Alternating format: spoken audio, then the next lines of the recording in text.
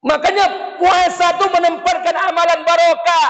Jadi kalau bapak ibu punya istri menikah hari ini sudah 10 tahun tidak dapat anak, jangan kemana-mana, puasa. Kalau lambat dapat jodoh, tidak juga ketemu anak kita, jangan kemana-mana, puasa. Karena puasa itu menempatkan amalan barokah. Tapi hari ini orang Islam tak paham dengan nilai ibadah puasa. Bismillahirrahmanirrahim. Assalamualaikum warahmatullahi wabarakatuh. Innal hamdalillah nahmaduhu wa nasta'inuhu wa nastaghfiruh wa na'udzu billahi min shururi anfusina wa min sayyiati a'malina. Asyhadu an la ilaha illallah wa asyhadu anna Muhammadan 'abduhu wa rasuluh. Faqala Allah ta'ala fi kitabihil karim. A'udzu billahi samil alim minasy syaithanir rajim. Bismillahirrahmanirrahim. Ya ayyuhan nasu u'budu rabbakumul ladzi khalaqakum walladzina min qablikum la'allakum tattaqun. Al-ayat. Ya ayyuhalladzina amanu kutiba alaikumus syiyam kama kutiba alal ladzina min qablikum la'allakum tattaqun. Wa qala an-nabi sallallahu alaihi wasallam an Ibnu Abbas radhiyallahu anhu an-nabiy sallallahu alaihi wasallam man fatanuhu salatun faka'annama utira ahluhu wa maluhu. Sadaqallahul azim wa sadaqallahu ala nabiyil karim. Syukur kepada Allah, bersalawat kepada Rasulullah. Mudah-mudahan pada siang hari ini sebelum kita menunaikan salat zuhur, mudah-mudahan apa yang saya sampaikan ini menjadi barokah buat kita bersama dan mudah-mudahan menjadi semangat buat kita untuk bisa mentaati Allah dan meningkatkan kualitas amaliyah kita di bulan suci Ramadan ini. Amin. Salawat beriring salam tidak lupa pula kita sampaikan pada junjungan alam Nabi besar Muhammad sallallahu alaihi wasallam. Allahumma salli ala sayyidina wa nabiyyina wa habibina wa safiina wa zuhrina wa maulana Muhammad wa ala ali Muhammad. Bapak Ibu yang dimuliakan Allah, siang ini kita akan mengangkat tema Qisasul Anbiya, kisah para nabi dan kisah para rasul.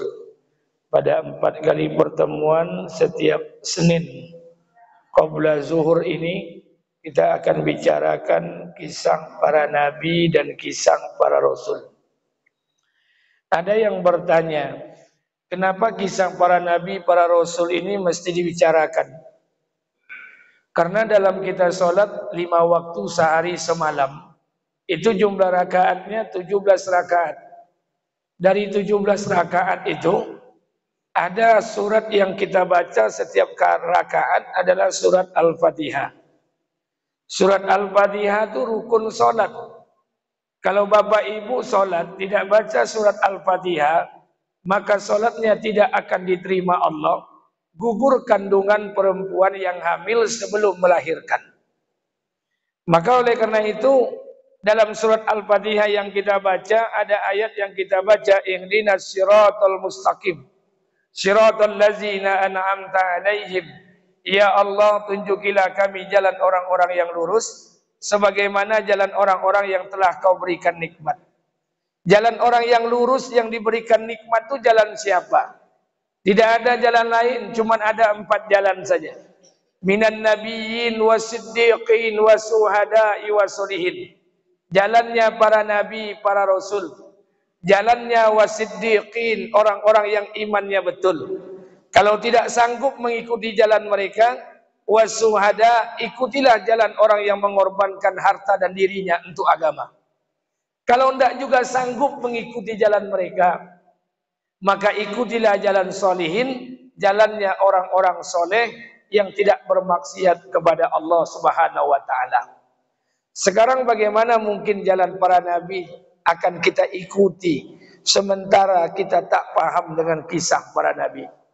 Maka kita awal pembahasan ini Qisasul Anbiya, kisah para nabi, kita utamakan 5 kisah para nabi, kisah Nabi Ulul Azmi.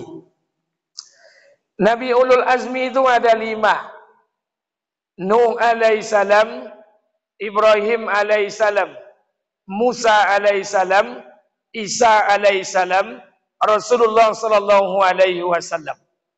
Kenapa dikatakan Ulul Azmi? Ulu itu artinya memiliki. Azmi itu artinya keteguhan. Nabi yang memiliki keteguhan, pendirian, kesabaran di ambang batas rata-rata manusia. Yang terpilih cuma 5 saja. Nuh alaihissalam, Ibrahim alaihissalam, Musa alaihissalam, Isa alaihissalam, Rasulullah sallallahu alaihi wasallam. Ada orang tanya, kenapa hanya 5 saja, Pak? Kenapa nabi-nabi lain kan banyak yang sabar, yang penderitaannya luar biasa. Tapi kenapa tak Allah cantumkan dalam 5 Nabi Ulul Azmi? Ini bukan kewenangan kita, Pak. Ini Allah yang menetapkan 5 Nabi Ulul Azmi. Maka Nabi yang pertama, Nabi Ulul Azmi adalah Nabi Nuh alaihissalam. Kita mau lihat. Nuh ini dilahirkan Allah di Irak Selatan, Babilonia. Atau ada yang menyebutnya Mesopotamia. Atau ada yang menyebutnya daerah Kanan. Tapi orang menyebutnya Irak Selatan, Babilonia. Nabi Nuh alaihissalam adalah Nabi turunan ke-9 dari Nabi Adam alaihissalam. Jadi turunan ke-9 dari Nabi Adam adalah Nuh alaihissalam. Kita lihat silsilah nasabnya ke atas. Adam alaihissalam punya anak 40 orang, 20 pasang. Di antara 40 orang tadi, salah satu nama anaknya Sis alaihissalam. Sis punya anak Anusi. Anusi punya anak Qainan. Qainan punya anak Mihlail. Mihlail punya anak Yarid. Yarid punya anak Idris alaihissalam. Idris punya keturunan Mutasalli. Mutasalli punya anak namanya Lami. Lami punya anak namanya Nuh alaihissalam. Maka dikatakan Nuh bin Lami bin Mutasalli bin Idris alaihissalam bin Yarid bin Mihlail bin Qainan bin Anusi bin Sis alaihissalam bin Adam alaihissalam. Jadi Nuh ini turunan ke-9 dari Nabi Adam alaihissalam. Nabi Nuh alaihissalam ini diberikan gelar abadan sakura. Zuriyata man hamalna ma'nuh innahu kana abadan sakura. Nuh ini dijadikan Allah sebagai hamba yang senantiasa bersyukur kepada Allah. Maka Nabi Nuh alaihissalam diturunkan oleh Allah di daerah Irak Selatan. Nabi Nuh alaihissalam ini diturunkan Allah di tengah-tengah kaumnya yang bermaksiat. Diberikan tugas oleh Allah untuk mengajak manusia taat kepada Allah. Berapa lama Nabi Nuh alaihissalam diberikan tugas ini? Lama, Pak. Bahkan dalam Quran Allah ceritakan, "Walaqad arsalna Nuhan ila qaumihi falabisa fihim alfa sanatin illa khamsina amma." Kami turunkan Nuh alaihissalam berapa lama? 1000 tahun dikurang 50 tahun, 950 tahun. Jadi bayangkan, ulama berbeda pendapat. Dalam Qisasul Anbiya yang dikarang oleh Al-Imam Ibnu Katsir mengatakan 950 tahun ini ulama berbeda pendapat.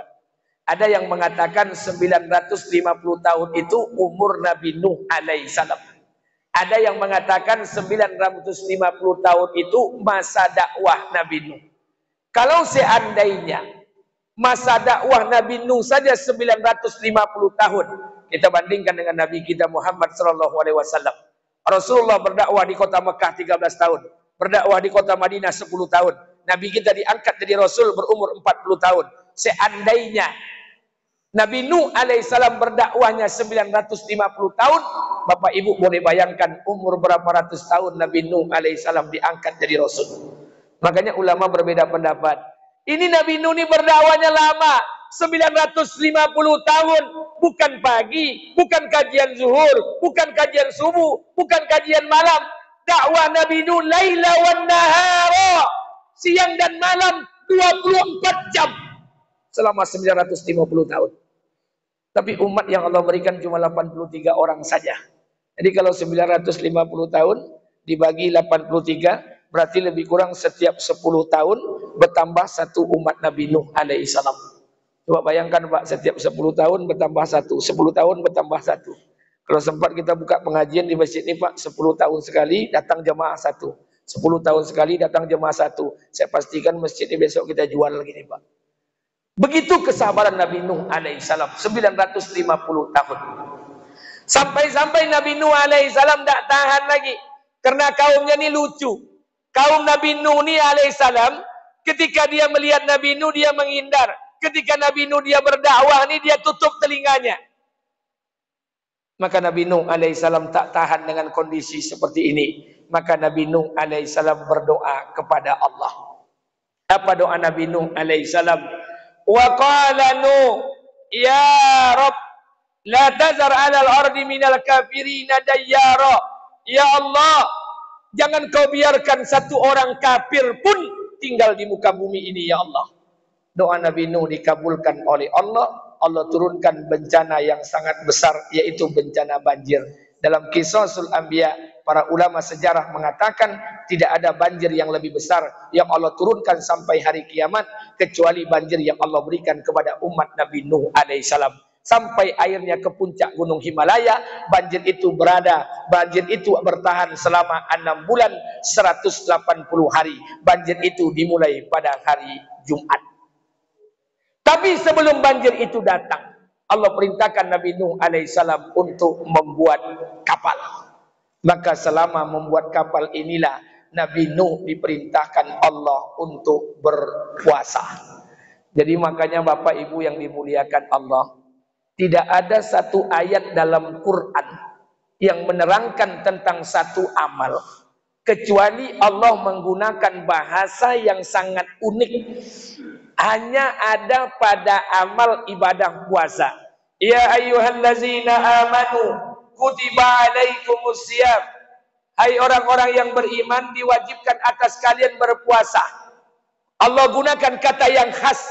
Kama kutiba alal ladzina min qablikum, sebagaimana diwajibkan atas orang-orang sebelum kalian. Tidak ada satu amal dalam Quran Allah menggunakan kata kama kutiba 'alal ladzina min qablikum la'allakum tattaqun.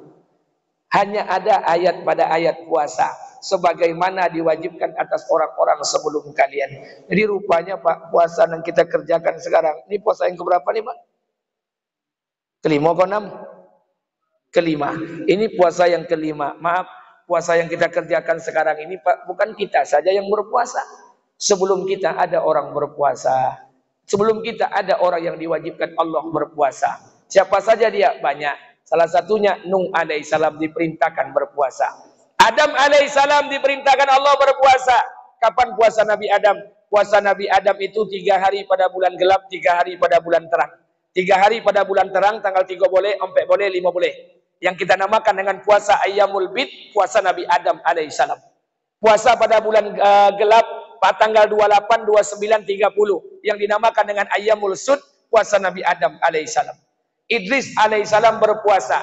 Berapa lama Idris berpuasa? 41 hari, 41 malam. Nuh alaihissalam berpuasa ketika diperintahkan membuat kapal. Nabi Nuh berpuasa. Musa alaihissalam berpuasa. Kapan Musa berpuasa? Ketika mengambil wahyu di semenanjung Sinai, di bukit Tur Sina. Allah perintahkan Nabi Musa alaihissalam untuk berpuasa selama 30 hari, disempurnakan 10 hari, totalnya 40 hari. Daud alaihissalam berpuasa, sehari tidak, sehari puasa, sehari tidak, sehari puasa, sehari tidak, sehari puasa, sampai Nabi Daud wafat. Rupanya maaf, sebelum kita ada para nabi terdahulu yang diperintahkan oleh Allah berpuasa. Rupanya bukan nabi saja yang berpuasa Pak, orang kafir pun berpuasa. Puasa itu diambil dari bahasa mana Pak? P-U-A-S-A. Itu puasa, bukan bahasa Quran. Kalau bahasa Quran as-saum as-siyam fil lughatil al-imsak. Puasa itu diambil dari bahasa Sanskerta.